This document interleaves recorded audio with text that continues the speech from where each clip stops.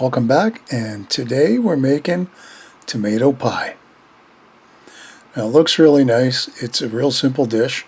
First thing you need is a pie shell. I used one out of the freezer, still frozen, so I threw it into the oven, 375 for about 6-7 minutes, just to kind of give it a head start on cooking. You can make your own, I guess, if you wanted. Here it is out, so it's kind of half baked. That way it's not too soggy on the bottom. Well, of course, the main ingredient is tomatoes. These came out of my garden because 'tis the season. And that's what kind of gave me the idea. I've seen the recipes for them, and I thought, I got to try this. It looks really interesting. Not hard to make at all. It takes up very little time, just a little bit of slicing. So the first thing you want to do is slice up your tomatoes. And like I said, you start with 4 decent-sized tomatoes. I didn't cut them super thick. Some recipes call for them being really thick. I guess it's personal choice. Could have made them a little thicker, I guess. Well, you see I'm keeping the tops separate because my thinking at the time was I've got all these tomatoes. I'm going to have too much. So I'll put the rest in the fridge and I'll use them in another dish. So we're going to put the sliced tomatoes in a dish just so I can gauge how many tomatoes I need for the pie. And it looks about right, so the rest I'm going to put aside. Here we are, the finished product. Looks like lots of tomatoes. The next step is we need a bunch of paper towels. We're going to double them up, put them on a baking sheet. And then the idea here is we're going to lay out all the tomatoes that we sliced up, one by each. Tomatoes have a lot of water. You don't want your pie to be super soggy. I haven't quite got it down to a science yet. But the idea here is the paper towels are going to absorb some of the moisture along with what we're going to do next, which is throw a little bit of salt on them. The idea behind that is salt, of course, is going to draw out the moisture too. It's interesting. And I thought, okay, it makes sense. Now you got to watch you don't put too much salt on it, or you will end up with salty tomatoes.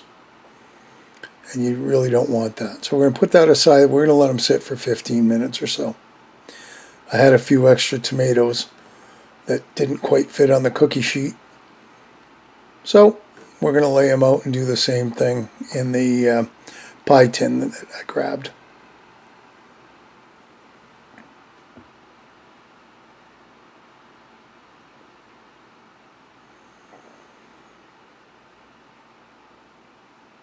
Now that we're letting them sit into a warmed up frying pan, a little bit of oil, is going to go a medium onion that I've chopped up.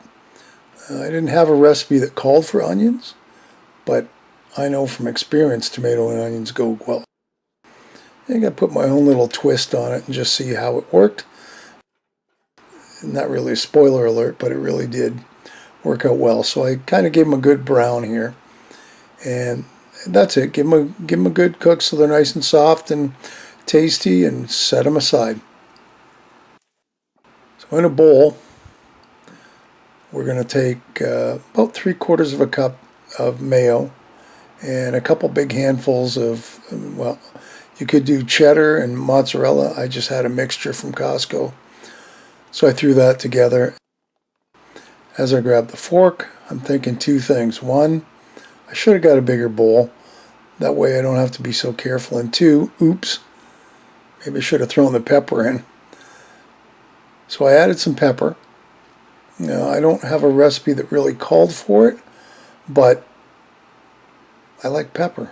What can I say? And I figured it would give it a bit of a kick. And not too much. I mean, you can do it to taste, right? So when we're finally done mixing the cheese mixture together, it kind of looks something like this. Now the fun part, we get to assemble our pie. Well, the first thing we're going to do is take half of the cheese mixture spoon it out and spread it as evenly as we can around the bottom of the pie shell.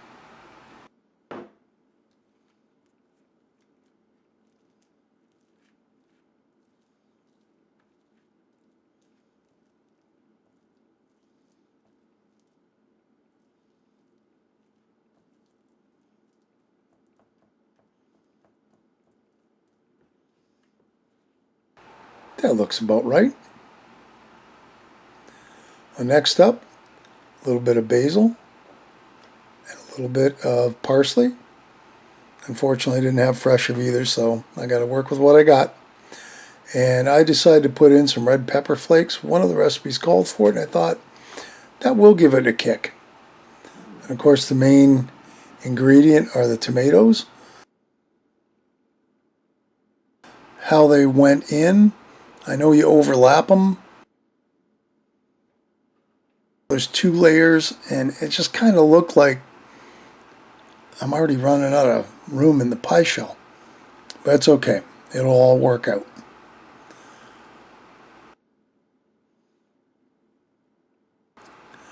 I laid the tomatoes as best I could.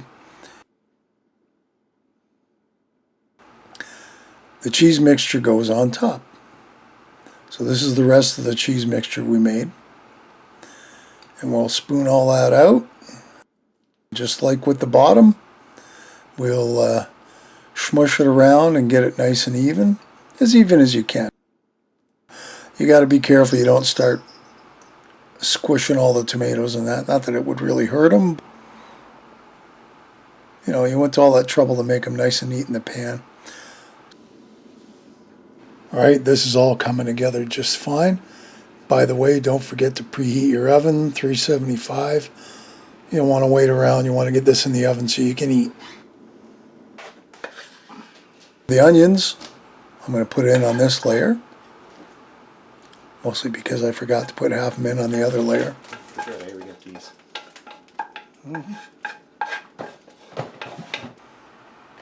And of course we'll spread this around.